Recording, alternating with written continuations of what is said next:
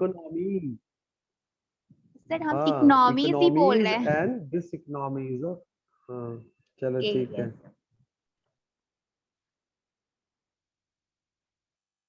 तो हम लोग आज क्या पढ़े, मतलब पहले इकोनॉमीज डिस इकोनॉमीज के बारे में कोई बताएगा? अगर मान लीजिए मैं एक एग्जांपल पूछ रहा हूँ, मैं एक क्वेश्चन दे रहा हूँ।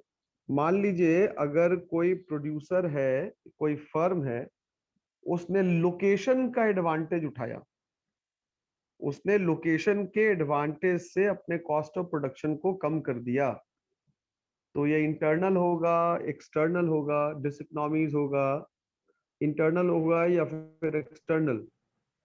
पहले तो ये बताइए। और इकोनॉमीज होगा इससे या फिर डिसइकोनॉमीज होगा, क्या होगा?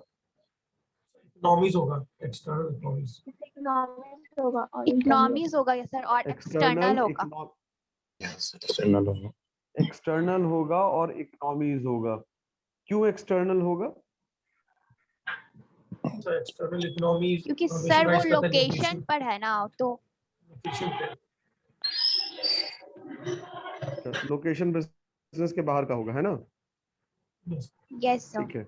यस। अगर बिजनेस ने अपने आप को ओवर एक्सपैंड कर लिया, मैनेजेबल प्रोपोर्शन से ज्यादा एक्सपैंड कर लिया, तो उससे क्या होगा? इकोनॉमीज, डिसइकोनॉमीज और एक्सटर्नल और इंटरनल।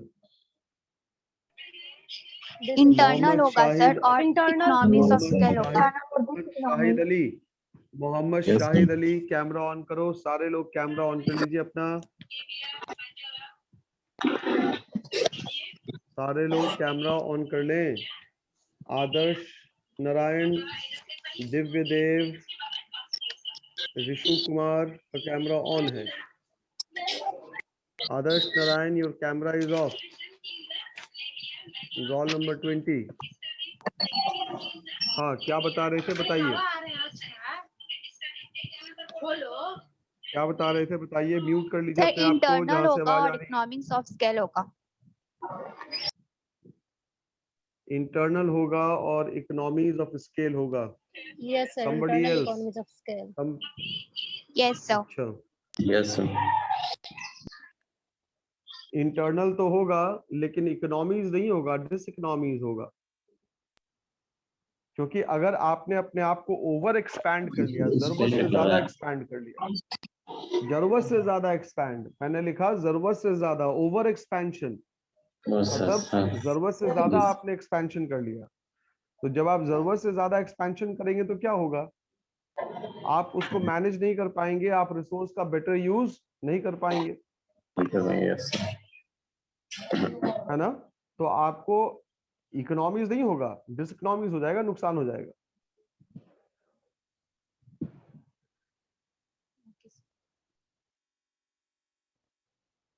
अगर आपने good quality raw material purchase किया है गुड प्राइस पे, कम प्राइस पे, तो क्या होगा इससे? Economics of scale. Yes, sir. Economy. क्या होगा? Economies of scale. Economies of scale, internal या external? Internal. Sir external. External sir. Sir external होगा। संजली का आंसर सही है। संजली ने कहा इंटरनल। अरे मार्केटिंग कौन करेगा? मार्केटिंग तो हम ही लोग का ना करना है। मार्केटिंग तो हम ही लोग को करना है ना। तो अगर हम लोग मार्केटिंग करेंगे तो क्या होगा? वो इंटरनल पीपल मार्केटिंग कर रहे हैं। तुम देखो, मैंने पॉइंट्स लिखवाया है इंटरनल इकोनॉमीज ऑफ स्केल का। इंटरनल इकोनॉमीज ऑफ स्केल में रिस्क बेयरिंग है, मार्केटिंग है, फाइनेंशियल है, टेक्नोलॉजी है, मैनेजरियल एफिशिएंसी है। तो ये सब इंटरनल Yes, का sir. पार्ट फॉर्म करेगा। May arise during the business itself. Effort of a business itself. थोड़ा और बताइए कि अगर आपने अपने आउटपुट को बेटर प्राइस पे मार्केट पे सेल किया तो इससे क्या होगा?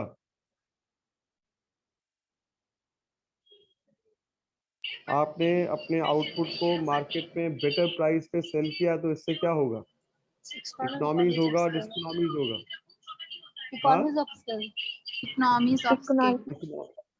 No, economies of scale. External या ये External. Internal? External. External sir.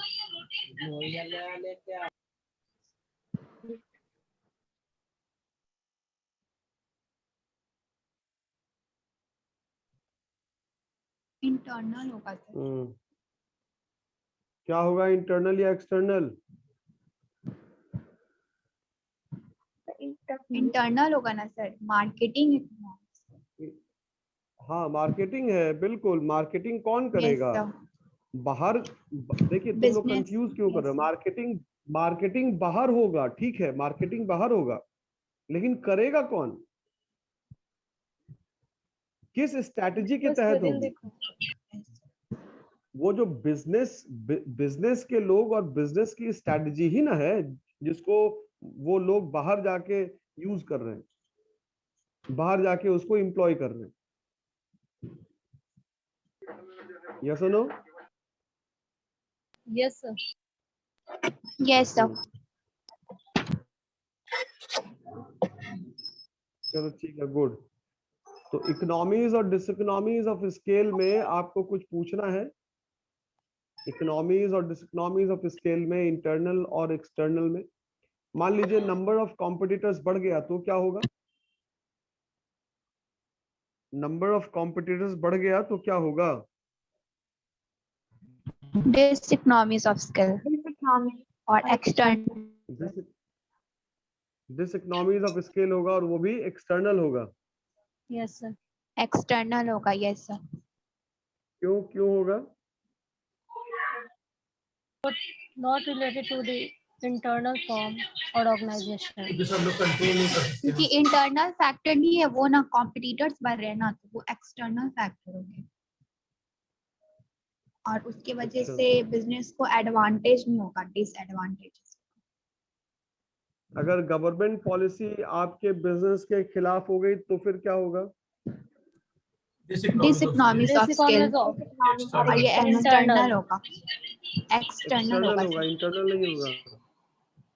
okay sir. अच्छा, चलो ठीक है। ये बताओ कि रॉ मटेरियल का प्राइसेस अचानक से बढ़ गया तो क्या होगा फिर ये? External diseconomies scale. Of scale और external. Economies of scale, external. Diseconomies of scale होगा और एक्सटर्नल होगा। No sir. External. External economies of scale होगा.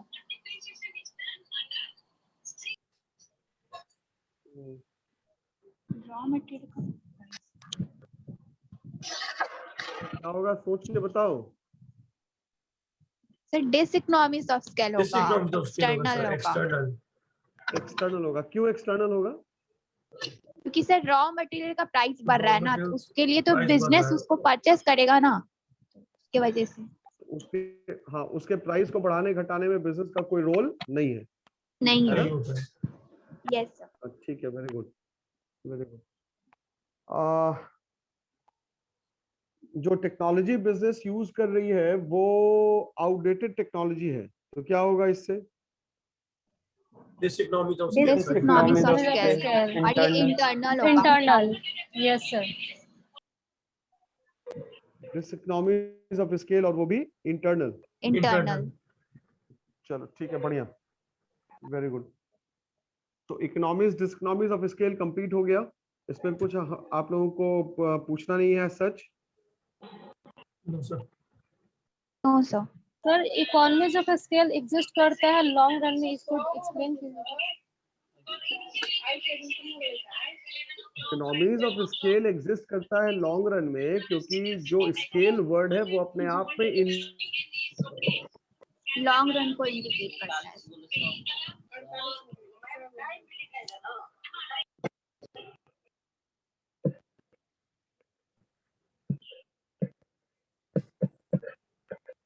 Sir, Sachin waiting list.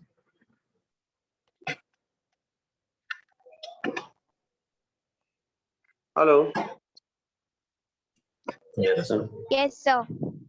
हाँ, तो ये जो इकोनॉमीज ऑफ स्केल का जो कॉन्सेप्ट है ये हमेशा लॉन्ग रन में ही अप्लाई करेगा। ये लॉन्ग रन में अप्लाई इसलिए करेगा, बहुत सिंपल सा लॉजिक है। सिंपल सा लॉजिक ये क्योंकि यहाँ पे स्केल वर्ड यूज हो रहा है और ये इंडिकेटिव है लॉन्ग रन का। ये इंडिकेटिव है किस चीज का? Long run. Long run का. Yes, sir. Right. Got it. Yes, sir. दूसरी बात ये कि आप जब इकोनॉमीज कहते हैं तो आप जब स्मॉलर ट्रेंच में काम करते हैं ना, तो जब आप स्मॉलर रिसोर्सेस के साथ काम करते हैं, छोटी अवधि में काम करते हैं, तो आपको इसका एडवांटेज नहीं मिल पाएगा। क्यों? क्योंकि ये सिचुएशनल एडवांटेजेस है, ये एक्टिविटी बेस्ड एडवांटेजेस है। तो इसको अवेल करने के लिए आपके पास थोड़ा समय होना चाहिए। आप ओवर अ गिवन पीरियड आप इसको वॉच करेंगे और फिर आप उसका एडवांटेजेस या डिसएडवांटेजेस के ऊपर एनालिसिस करेंगे। Got it, sir. ठीक है, तो अब कार्डिनल और ऑर्डिनल अप्रोच पे, सॉरी, कार्डिनल अप्रोच केवल हम लोगों को पढ़ना था आज। हेलो Sir, आपने ordinal utility के बारे में बोला था. कार्डिनल No, मैंने कहा, Cardinal approach. मैंने कार्डिनल अप्रोच सर। कार्डिनल मैंने कहा था।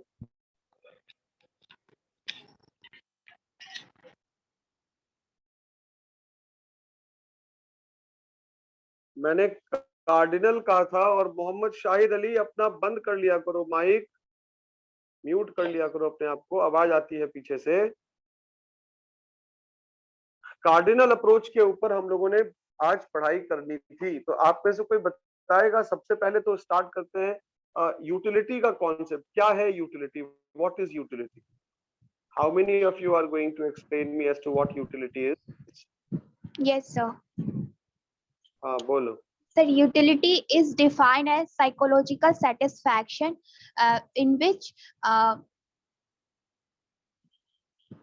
psychological satisfaction of a product or a services. And through cardinal approach, Professor Alfred Marshall defined this utility. And utility is a quantitative measure. Utility is measured in a unit is called utils, which is it measures the utility in terms of money. ठीक है, good. Roll number 19, फिर तुमसे कुछ पूछेंगे तो तुम बोलोगे कि नहीं सर सब कुछ हो गया।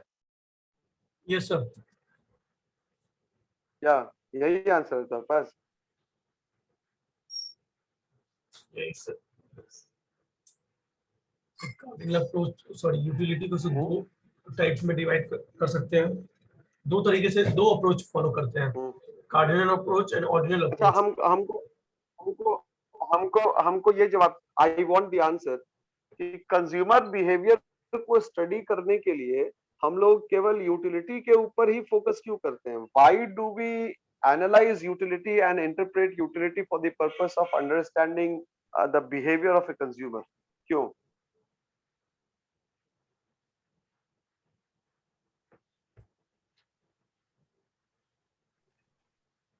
I want the answer. It is open for all. Sir psychological satisfaction जानने के लिए उसके प्रोडक्ट और सर्विस के बारे में। Because it is directly the demand and hence the price.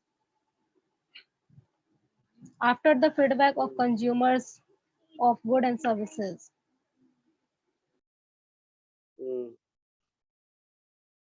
Anybody else?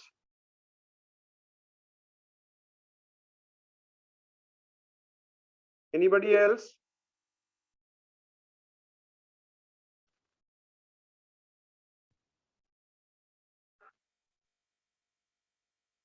कोई नहीं बताएगा?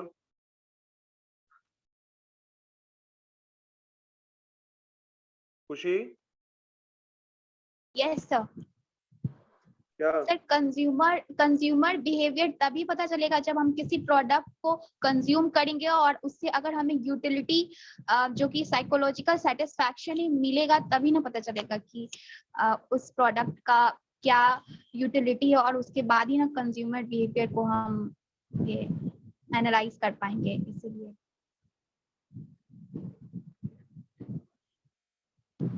देखिए एक्चुअली में है क्या, अगर हम लोग बात करें कि economics is based upon an assumption and the behavior of a consumer is based upon an assumption that consumers are rational. ये मैंने बार बार बताया, it is based upon an assumption that consumers are rational. rational मतलब वो बुद्धिमान है, सोच विचार के फैसला ले सकता है, वो ऐसे फैसलों को ले सकता है जो उसके हित में हो, जो उसके फेवर में हो। Now once you say that consumers are rational, so being rational consumers will consume only those goods which have got some utility, which are useful to them. They are not going to consume goods which are meaningless. They are not going to consume goods which will not provide them any satisfaction. Therefore, in order to understand and analyze where the consumers are maximizing their level of satisfaction, for that respect, for that purpose, we need to understand the concept of utility. So here Right. rationals means analytical thinking. Analytical है, जिसके पास दिमाग है, जो सोच विचार करके फैसला ले सकता है, बुद्धिजीवी है। Right Sanjali? Yes sir. Yes sir. ठीक है। अब यूटिलिटी का कॉन्सेप्ट का मतलब क्या हुआ? बहुत सारे लोग यूटिलिटी को डिफाइन करते हैं कि भाई यूटिलिटी का मतलब होता है want satisfying capacity of a product. तो basically utility is not about want satisfying capacity, utility is much more than the want satisfying capacity. मैं बार बार एग्जांपल देता हूं। Say Sanjali is thirsty, right? She drank a glass of water. Now her thirst has gone, she is no longer thirsty. Now if somebody puts a glass of water in front of her, will Sanjali find any usefulness in that glass of water? Will Sanjali No, be sir. finding any No, sir. utility in that glass of water? The answer is no. No No, sir. Not now, but after some time. And- after some time से क्या मतलब है? हम अभी की ना बात करेंगे, आगे क्या होगा Yes sir. ये कौन जानता है? तो अब अगर मैं ये कहूं कि utility basically is not about want satisfying capacity, utility is the psychological satisfaction. once you expect something to satisfy you, once you are expecting a particular product or service to give you some sort of satisfaction, that sense of satisfaction is called utility. That sense of expectation of satisfaction from a particular product or service is called utility. Is it clear? Yes sir.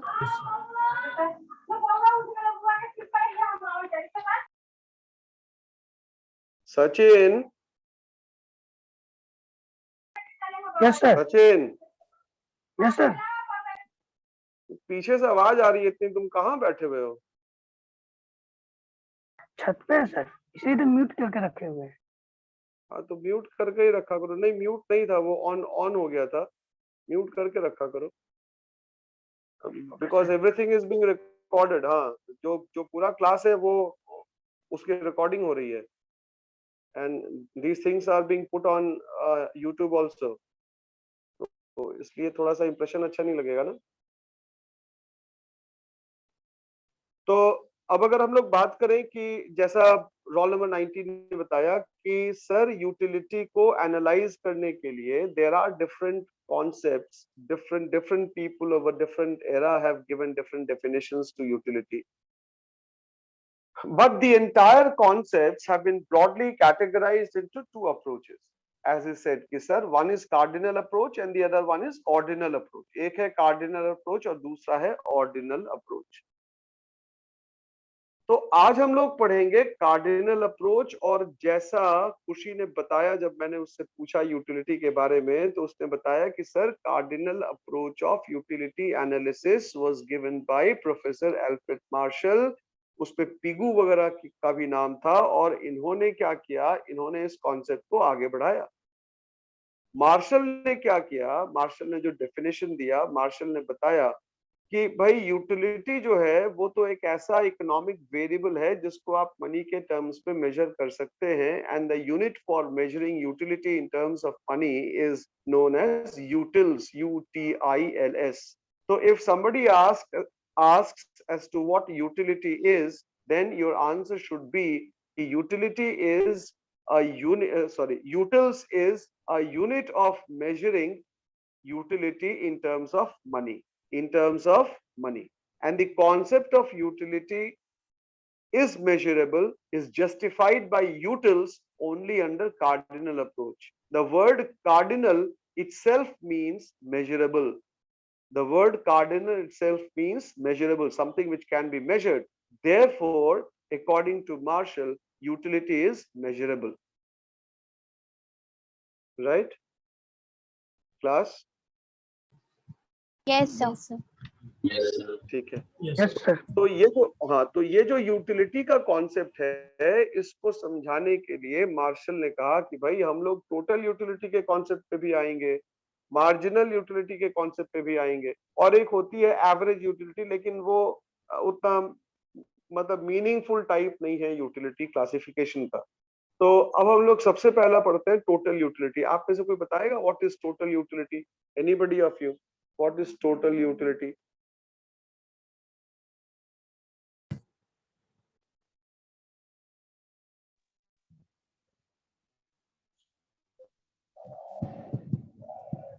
So total utility is the summation of the expected utility, and it is derived from consuming a given quantity of product.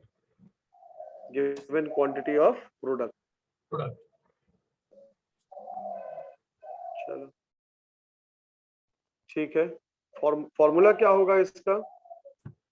So TU equal to summation of marginal utility, Marginal and utility. TU equal And to TU is equal to average AU utility into quantity. AU into Q. AU into Q. चलो ठीक है, थोड़ा एक बार तुम लोग marginal utility और total utility के curve को या उसके रिलेशनशिप को समझो, तो देखो फिर मैं क्वेश्चन पूछ रहा हूँ उससे।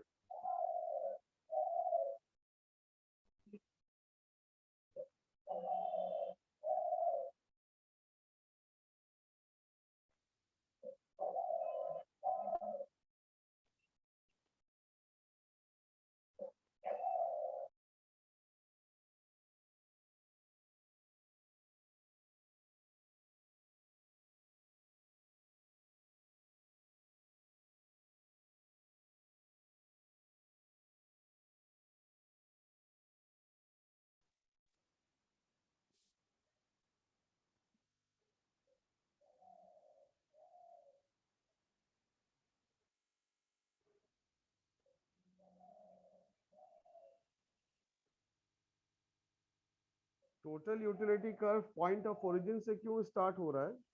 अच्छा पहले रिवाइज कर लो, कर लो रिवाइज।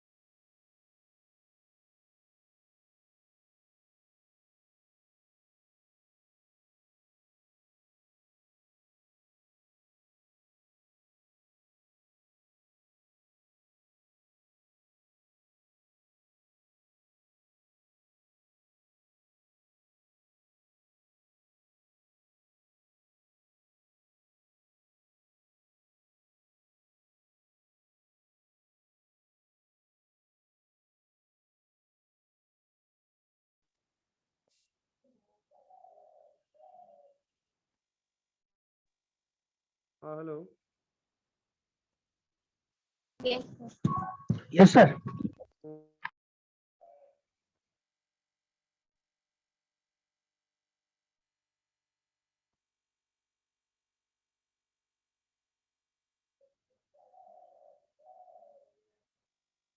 कुछ पढ़े क्या? मेरा सवाल अब सुनिए। Total utility curve point of origin से क्यों स्टार्ट होगा? सर क्योंकि जब कस्टमर कुछ कस्टमर नहीं है यहाँ पे, कंज्यूमर बोलो। यूटिलिटी में कस्टमर का कोई कॉन्सेप्ट नहीं है, कंज्यूमर। कैमरा ऑन करो पहले। रोल नंबर 27 कैमरा ऑन करो। हाँ बोलो अब, बोलो बोलो क्या बोल रहे थे? सर बोले थे जब कंज्यूमर कुछ कंज्यूम नहीं कर रहा है फिर भी वो सेटिस्फाइड है ना। नहीं तो हम ये कह रहे हैं कि टीयू कर्व ओरिजिन से क्यों स्टार्ट हो रहा है? टीयू कर्व का वैल्यू 0 क्यों है?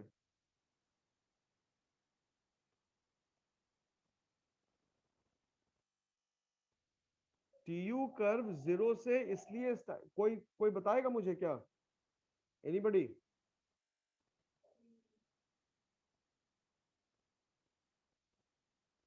ट्वेंटी 27 के अलावा कोई मुझे आंसर करेगा कि टीयू कर्व ओरिजिन से क्यों स्टार्ट हो रहा है? ओरिजिन से स्टार्ट होने का मतलब टीयू का वैल्यू 0 है वहां पर। Sir, I want the TU is answer. increasing and added smaller units and included.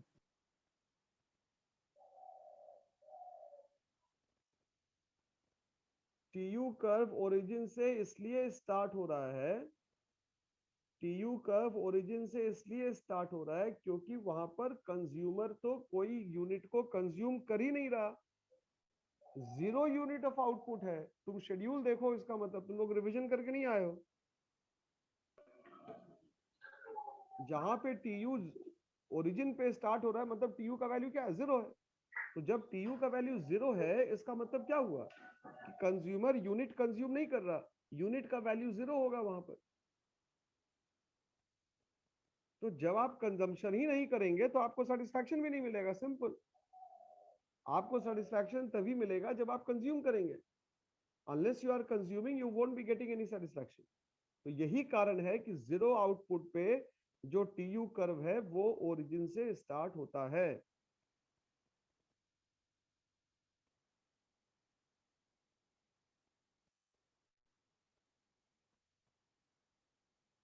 दूसरा सवाल है, ये जो टीयू कर्व है, ये टीयू कर्व जो राइज करते करते मैक्सिमम पे चला गया, ये किस रेट से राइज करते हुए मैक्सिमम पे गया? Diminishing sir rates. Diminishing rate से। Diminishing rate. डिमिनिशिंग रेट से।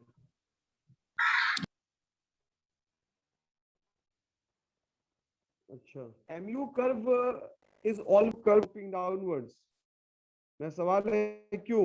Why MU curve is always sloping downwards?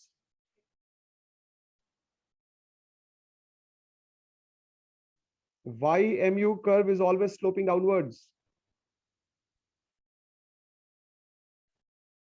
Sir, because MU curve is sloping downward, because if we consume every one additional unit of quantity, then our utility derived from it is decreasing. ठीक है। खुशी, इसका answer मुझे किसी और से भी अगर मिलता तो फिर मैं इसको एक्सप्लेन करता। एनीबडी एल्स जो खुशी के जैसा आंसर रखते हो या उससे डिफरेंट आंसर रखते हो? जैसा नहीं छोड़ दीजिए, डिफरेंट आंसर अगर किसी के पास है तो बताइए। सर इसका positive Marginal utility. So marginal utility negative होगा तो total utility decrease होगा. नेगेटिव? नेगेटिव का मतलब? Negative below x negative axis. मतलब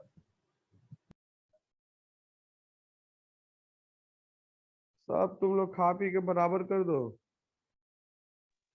सर क्योंकि मार्जिनल यूटिलिटी टोटल यूटिलिटी से डिराइव्ड है और वो डिमिनिशिंग रेट से इंक्रीज कर रहा है, इसीलिए उसकी मार्जिनल यूटिलिटी का भी वैल्यू फॉल होते जा रहा है। वेरी गुड महिमा। वाज इट महिमा? कौन है? मनीषा, क्या नाम है? Yes, sir, Mahima.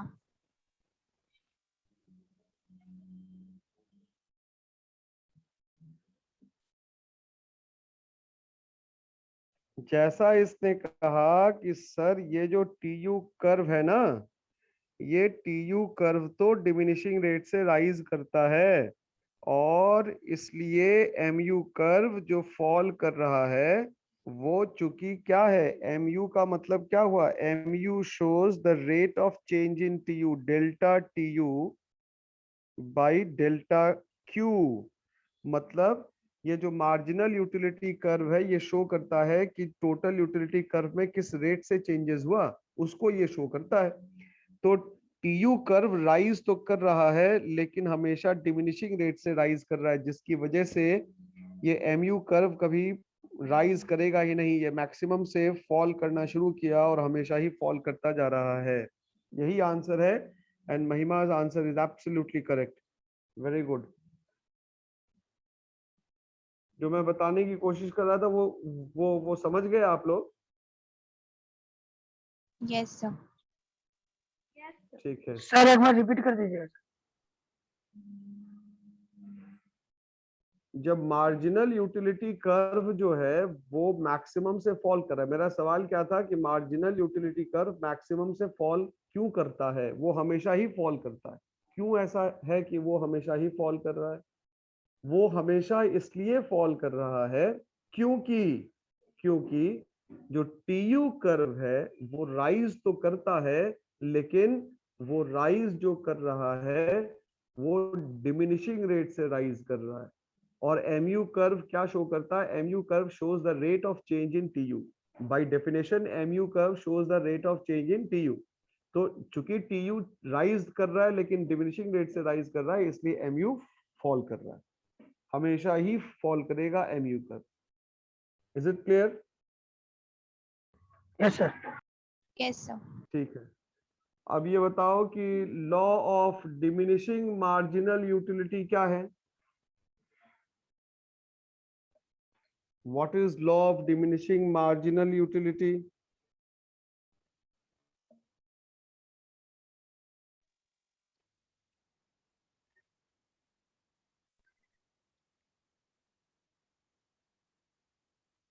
What is law of diminishing?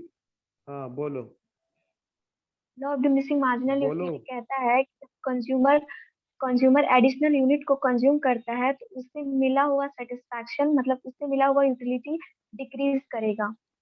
Additional unit of each successive unit is decreasing. Very good महिमा। What she is saying, she says कि सर जैसे जैसे कोई कंज्यूमर एक एक यूनिट के कंजम्पशन को बढ़ाता जाएगा, हर एक एडिशनल यूनिट के कंजम्पशन से जो यूटिलिटी डिराइव्ड है वो घटती चली जाएगी। This is what the law of diminishing marginal utility is. फिर से सुनिएगा। assuming everything to remain constant at a given time and place, if a consumer goes on consuming a product, with every unit of such product consumed, the utility derived from each successive unit consumed goes on falling या reducing। अब ये बताइए कि law of diminishing marginal utility जो है वो one commodity case है या मल्टीपल कमोडिटी केस है? Multiple. One, sir. One commodity case है, यानी कि कंज्यूमर सिर्फ एक प्रोडक्ट को कंज्यूम करता है, यही तो मतलब हुआ आपका। Consumer is consuming only one product, One product. है ना, नॉट मोर देन वन। ठीक है। ये बताइए कि law of diminishing marginal utility का अजम्पशंस क्या क्या है? अगर आप चाहते हैं कि marginal law of diminishing marginal utility को होल्ड करवाएं, सही ठहरवाएं, तो इसका अजम्पशंस क्या क्या है? Sir, Homogeneous pattern. Consumer there should be are normal. 4 assumptions. Consumer should be normal. standard unit of Continuous consumption, homogeneous product, and continuous consumption. Continuous Standard consumption. unit of consumption. Quality of goods and services Consumption. increases or decreases. Continuous consumption का मतलब होना चाहिए कि consumption should be without time gap, लगातार consumption होना चाहिए, non stop consumption होना चाहिए. Consumption is ongoing, isn't it? It should be an ongoing process, non-stop process होना चाहिए ये, तभी जाके ये अप्लाई करेगा. कंज्यूमर को नॉर्मल होना पड़ेगा, उसके बाद होमोजीनियस प्रोडक्ट होना पड़ेगा, मतलब एक जैसा प्रोडक्ट होना चाहिए, प्रोडक्ट डिफरेंशिएशन नहीं होना चाहिए. और क्या और था इसपे कि standard unit of consumption Standard होना unit. चाहिए. स्टैंडर्ड यूनिट ऑफ कंजम्पशन का मतलब न तो यूनिट ऑफ कंजम्पशन बहुत छोटा होना चाहिए, जिस यूनिट से आप कंजम्पशन करते हैं वो एक स्टैंडर्ड होना चाहिए, बहुत छोटा भी नहीं होना चाहिए और बहुत बड़ा भी नहीं होना चाहिए. Is it clear? Yes, sir. ठीक है. Something else that you want to know?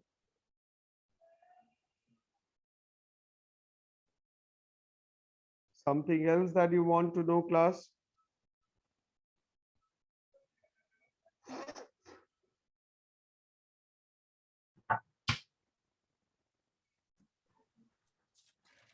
To indifference curves के इंटरसेक्शन को क्या बोलते हैं?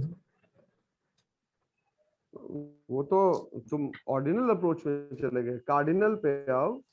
कार्डिनल में कुछ पूछना है तो बोलो. कंज्यूमर सरप्लस वगैरह मैंने पढ़ाया था आप लोगों को. No, sir. No, sir. चलो ठीक है. तो मेरे ख्याल से कार्डिनल अप्रोच का कॉन्सेप्ट क्लियर है. कल जो हम लोग मिलेंगे तो हम लोग क्या पढ़ने वाले हैं? Ordinal approach. Ordinal approach. Consumer पढ़ने वाले हैं. credit. ठीक है. तो क्लास टाइमिंग खत्म हो रहा है, सिर्फ अटेंडेंस के लिए दोबारा से ज्वाइन कर लीजिएगा. राइट?